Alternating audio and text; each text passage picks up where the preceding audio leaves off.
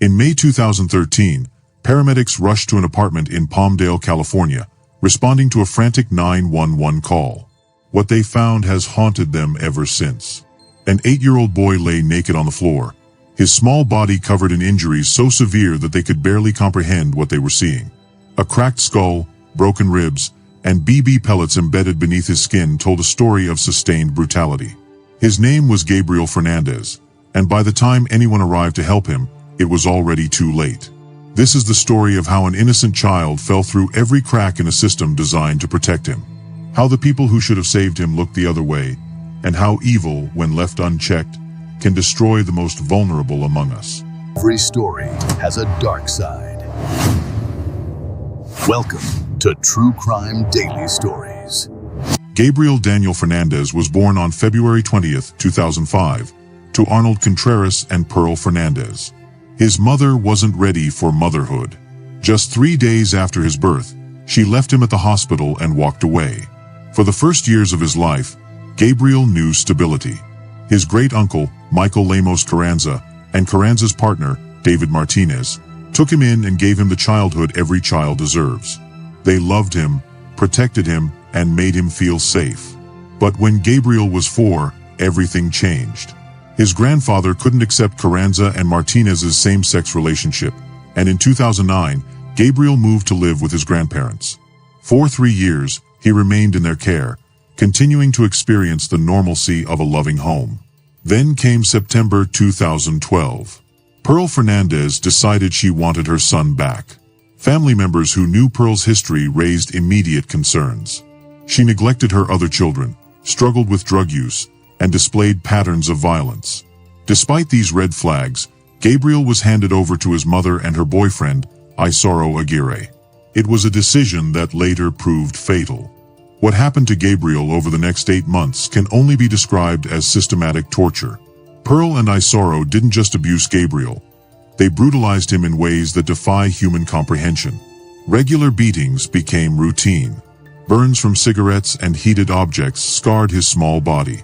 They shot him with a BB gun, finding amusement in his pain. They forced him to eat cat litter, cat feces, spoiled food, and his own vomit. The psychological torture was equally horrific. Gabriel was bound and gagged, then locked in a small cabinet where he was forced to sleep. They made him wear girls' clothing and mocked him relentlessly. According to prosecutors, Aguirre's cruelty was fueled by toxic hatred. He believed Gabriel was gay, and he punished the 8-year-old child for it. Gabriel's siblings later testified that their mother and Aguirre would laugh during the abuse, finding entertainment in the suffering of a helpless child. But here's what makes this story even more devastating. Gabriel wasn't invisible. People saw what was happening, yet somehow he remained trapped in that house of horrors. Gabriel attended Mountain View Elementary School in Palmdale. His first-grade teacher, Jennifer Garcia, was a mandated reporter, legally required to report suspected child abuse. She did her job and everything she was supposed to do. It started when Gabriel asked her disturbing questions about being whipped. Garcia's concern grew as she witnessed visible signs of abuse: a fat lip, patches of missing hair. Gabriel told her he'd been shot in the face with a BB gun.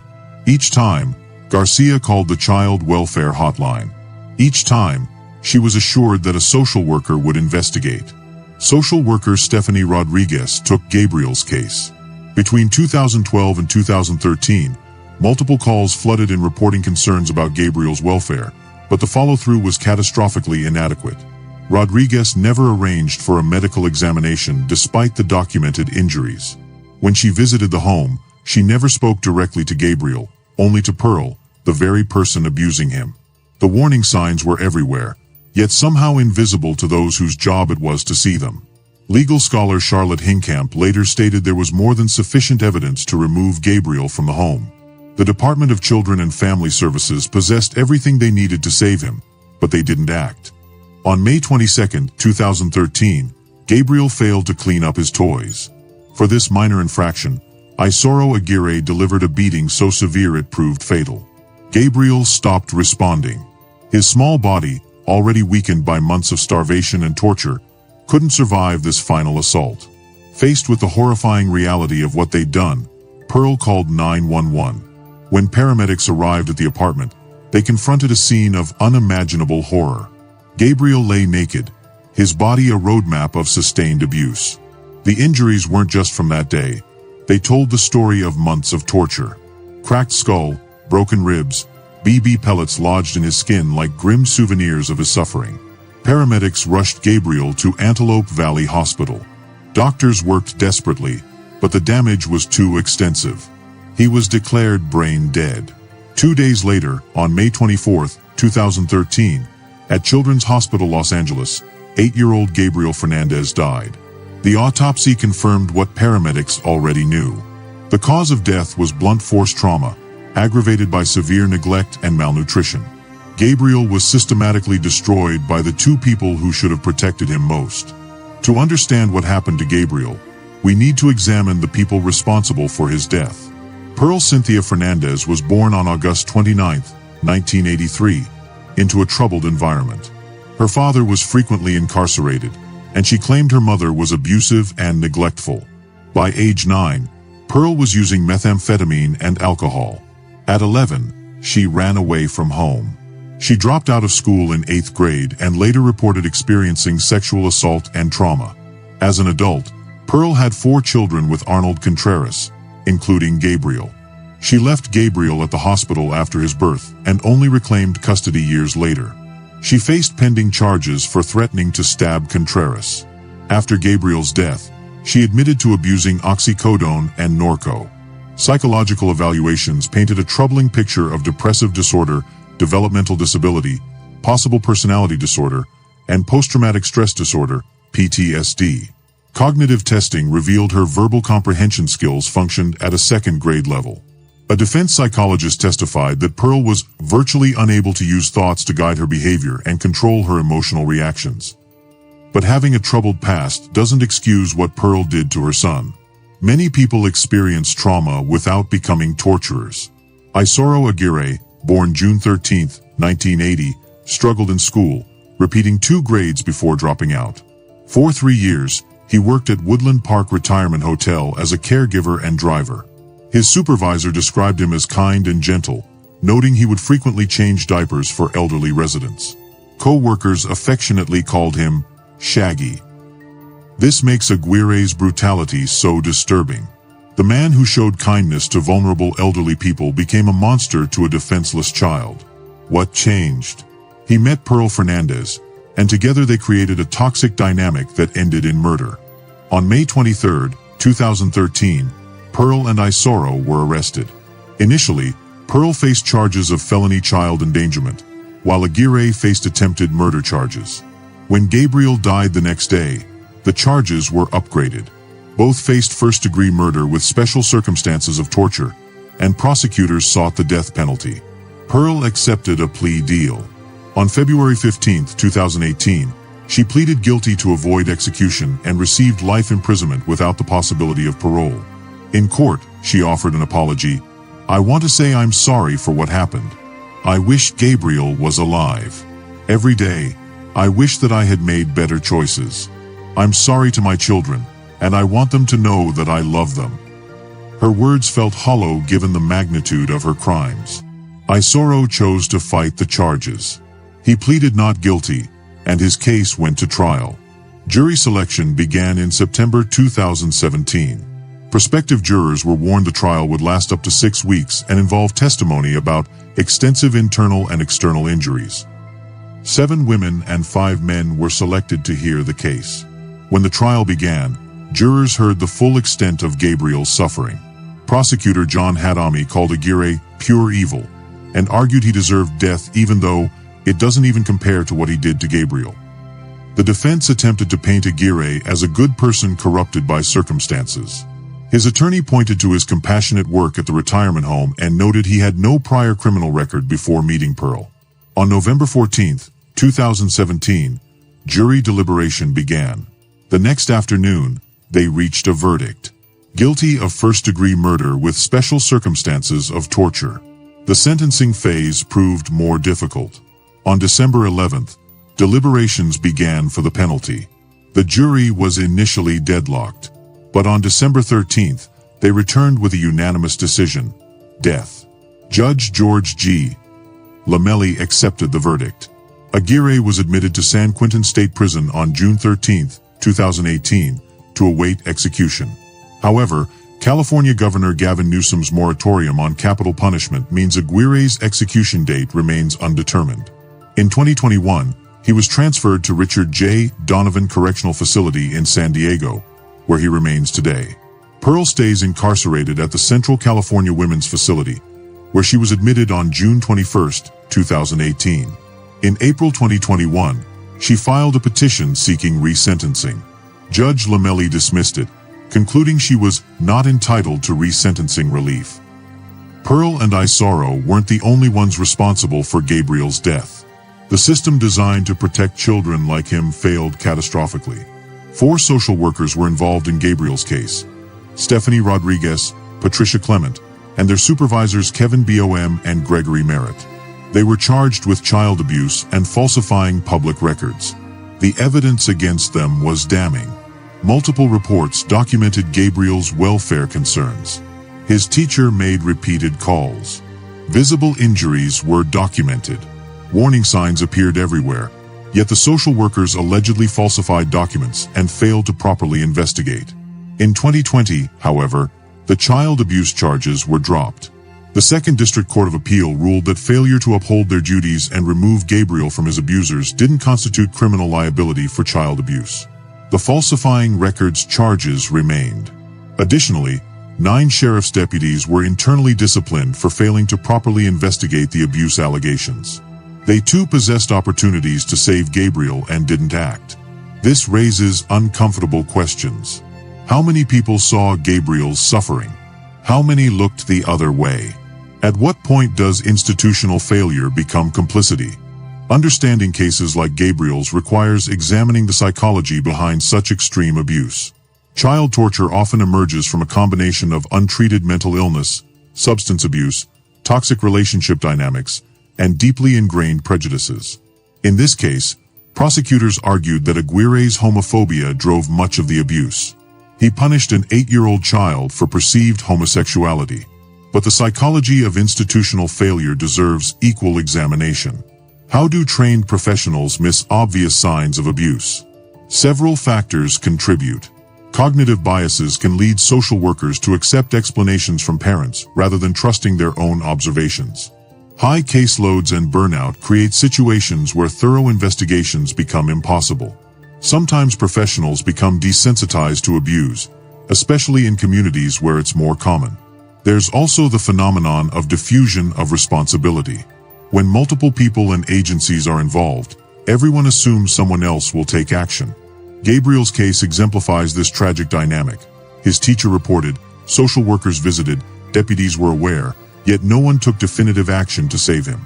Gabriel's death sparked outrage throughout California and beyond. His case became a catalyst for examining systemic failures in child protective services. In 2020, Netflix released The Trials of Gabriel Fernandez, a 6-part documentary directed by Brian Knappenberger. The series detailed not just the murder itself, but the institutional failures that allowed it to happen, forcing viewers to confront uncomfortable truths about how society protects, or fails to protect, its most vulnerable. The documentary sparked renewed calls for reform in child welfare systems. Questions emerged about social worker training, caseload limits, accountability mechanisms, and interagency communication. But Gabriel wasn't alone in this tragedy. In May 2019, an audit was commissioned after 2 suspected homophobic killings of children, including Gabriel's case.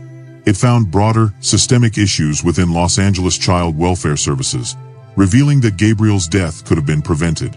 Multiple intervention points existed where proper action could have saved his life. The system didn't just fail Gabriel, it abandoned him. Gabriel Fernandez died on May 24, 2013. He was 8 years old. In the years since his death, his case has become emblematic of the worst failures of child protective services. But beyond the legal proceedings and policy discussions, we must remember the child at the center of this tragedy. Gabriel loved school. His teacher described him as sweet and engaging. In photos from his earlier years living with his great-uncle and grandparents, he's smiling. He's a normal, happy child. Those who knew Gabriel before Pearl took custody remember a different boy than the one who died in that Palmdale apartment. They remember laughter, curiosity, and joy. They remember a child who deserved protection and love. Instead, Gabriel experienced unimaginable suffering. In the final months of his life, he endured torture that would break most adults. He was betrayed by his mother, brutalized by her boyfriend, and abandoned by a system that promised to keep him safe. Gabriel's siblings continue to live with the trauma of what they witnessed. His biological father and extended family members carry the weight of not being able to protect him. His teacher lives with the knowledge that her repeated reports went unheeded. His case forces us to confront difficult questions. What responsibility do we have to children in our communities? When we suspect abuse, what actions must we take? How do we hold systems accountable when they fail? The answers are not simple. Child protective services face impossible challenges like high caseloads, inadequate funding, complex family situations, and the constant tension between family preservation and child safety. But these challenges cannot excuse the level of failure in Gabriel's case. Jennifer Garcia, Gabriel's teacher, did everything right. She reported repeatedly, documented injuries, and advocated for her student. Yet the system failed to respond appropriately. Her experience highlights a crucial truth that reporting isn't enough if those reports aren't properly investigated and acted upon. Gabriel's case led to some reforms. Training programs were enhanced, protocols were revised, and oversight mechanisms were strengthened. But has enough changed? The uncomfortable answer is probably not. Child abuse remains prevalent, overburdened social workers continue to manage impossible caseloads, and institutional inertia still protects failing systems from real accountability. Gabriel was too young to understand sexuality. He was a child, yet bigotry and hatred targeted him for abuse. The intersection of child abuse and hate crimes remains under-examined in our justice system. How many children suffer because of who they are or who adults perceive them to be? Gabriel's case suggests the answer is far too many. His death also highlights how marginalized communities often receive inadequate protection from social services. Palmdale is a predominantly working-class community. Would social workers have been more responsive in a wealthier neighborhood? It's a question we must ask, even if the answer is uncomfortable. 8 years old. That's how long Gabriel Fernandez lived, and that's all the time he got to experience this world. Gabriel's story represents a worst-case scenario, but it's not an isolated incident. Right now, children are suffering in homes where abuse goes undetected or unreported. Right now, institutional failures are setting the stage for future tragedies. We tell these stories not to sensationalize suffering, but to ensure victims are never forgotten. Gabriel deserves to be remembered, not just as a victim but as a child who should still be alive. He should be preparing for high school now, developing interests and hobbies, building friendships, and living. Instead, his life was cut brutally short by people who should have loved him and a system that should have protected him. The ultimate tribute to Gabriel's memory isn't just remembering what happened to him. It's ensuring it never happens again. It means demanding accountability from child protective services, properly funding and supporting social workers, creating real consequences for institutional failure, and believing children when they cry for help. Most importantly, it means recognizing that every child deserves what Gabriel deserved but never received: safety, dignity, and the chance to grow up. Gabriel Fernandez. February 20th, 2005 to May 24th, 2013. Remember his name, remember his story, and commit to doing better for the children who still need us to protect them.